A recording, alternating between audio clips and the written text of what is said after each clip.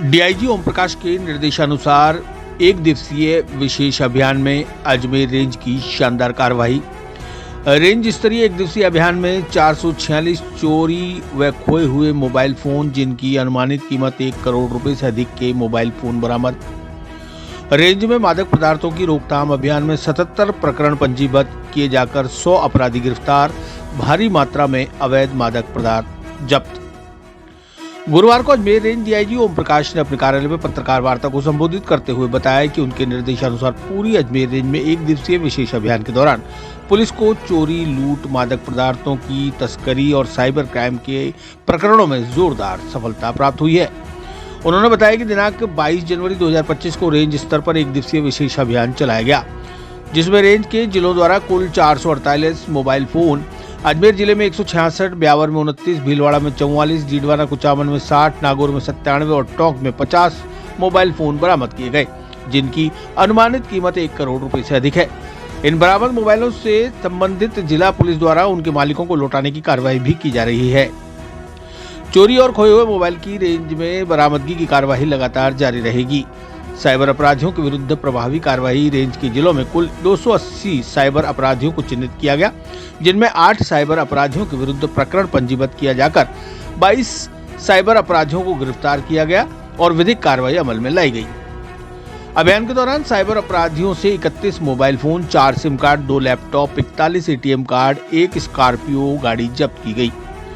मादक पदार्थों की रोकथाम अभियान में रेंज की ठोस कार्यवाही। पुलिस मुख्यालय द्वारा मादक पदार्थों के विरुद्ध चलाए जा रहे अभियान में 20 दिनों में रेंज में एनडीपीएस एक्ट के तहत 77 प्रकरण पंजीबद्ध किए जाकर 100 अपराधियों को गिरफ्तार किया गया।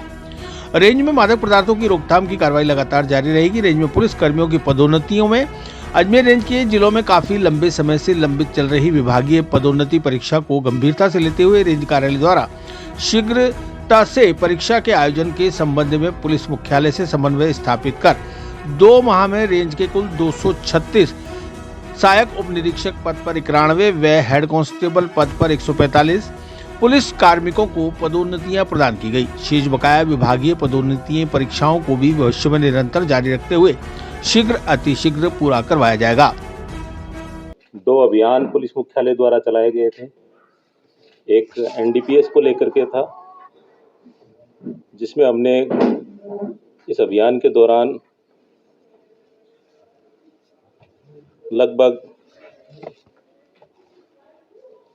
77 केस दर्ज किए हैं और 100 एनडीपीएस के अपराधियों को हमने गिरफ्तार किया है और काफ़ी मात्रा में डिटेल आपको प्रेस नोट दे रहे हैं। इसमें आपका अफीम, गांजा, एमडी समेत सभी तरह के मादक पदार्थ के तस्करों को गिरफ्तार किया गया और बड़ी क्वांटिटी में जो है ये केस दर्ज किए गए हैं।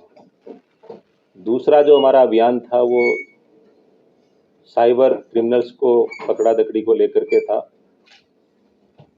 उसमें भी काफ़ी लोगों को नामजद करके करीब 22 लोगों को इसमें अरेस्ट किया गया है और एक दिन का जो हमारा अभियान चलाया गया था उसमें एक दिन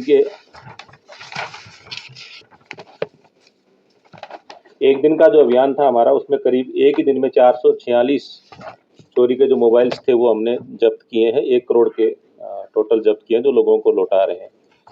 एक इम्पोर्टेंट चीज़, दूसरा जो सबसे इम्पोर्टेंट चीज़ जो था पुलिस विभाग के पुलिसकर्मियों के मनोबल के लिए, तो इस 2 माह का जो हमारा समय था इसमें हमने पदोन्नति के जो प्रकरण थे कुल मिला के हमने 236 लोगों को अजमेर रेंज में पदोन्नति के आदेश जारी किए, उनको पदोन्नत किया है। विशेष रूप से नागौर जिले में कई वर्षों से जो head constable to ASI, constable to head constable के जो पदोन्नति के जो प्रकरण थे वो लंबित थे। वर्ष 2016 से लेकर के अब 2024 में करीब 8 साल बाद उनके पदोन्नति के जो अवसर उनको प्राप्त हुए हैं, लेकिन बहुत सारे पुलिसकर्मी उसमें रिटायर भी हो गए। लेकिन अब भी सभी लोगों को लगातार सारे पदोन्नति के बोर्ड टाइम पे कंप्लीट करके, और क्योंकि 2 महीने चुनाव में निकल गए थे, उपचुनाव में, अब 2 महीने में करके 236 लोगों को पदोन्नत किया ताकि पुलिसकर्मियों का मनोबल जो है वो बढ़ा रहे। एक दूसरा और था कि हमने ये अब तक जो करीब 17 करोड़ रुपए हमने इसमें जो आपका साइबर फ्रॉड में उसको होल्ड कराया गया है पूरी रेंज में। और साइबर अपराधियों के खिलाफ जो कार्रवाई करने की जो सतत प्रक्रिया वो जारी है। और अब तक जो इसमें आपने देखा होना कि ज़्यादातर ओल्ड एज के सिटीजन्स को टारगेट करते हैं। तो जो कैंपेन पहले हम स्कूल और कॉलेजों में चलाते थे, वो अभियान हमने मंदिर या कोई सार्वजनिक पार्क ऐसे स्थलों पे जहाँ पे हम पहुँच सकें वहाँ पहुँचकर लोगों को जागरूक किया जा रहा है, ताकि साइबर फ्रॉड्स में भी इसमें कमी लाई जाए। और उन अपराधियों को जो साइबर फ्रॉड्स के क्रिमिनल्स हैं, तो अपनी गैंग्स जो है वो हमारे एसपी अमित जैन साहब और एडिशनल एसपी विजय और जिलों की जो टीमें हैं उनके साथ कोऑर्डिनेट करके सभी जो एसपी साहिबान हैं, इसके अलावा हमारे यंग एएसपी हैं होमले साहब, इन्होंने सब ने मिल करके और बड़ी सवाई माधोपुर के इधर जयपुर के कई क्रिमिनल्स को टारगेट करके और उनको पकड़ा दकड़ी की है।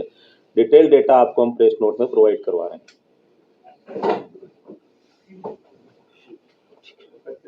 सर, ये नशे की खेल की आप बात कर रहे हैं, ये अजमेर रेंज में सबसे ज्यादा कौन से क्षेत्र से?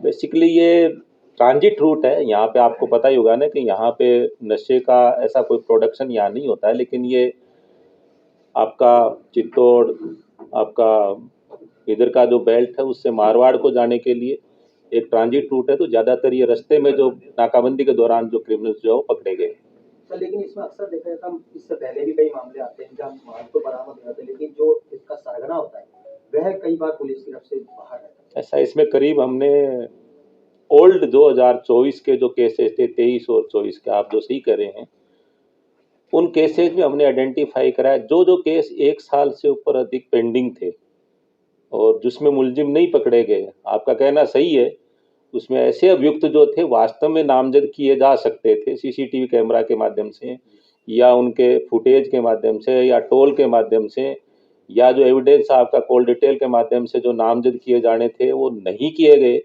ऐसी हमने करीब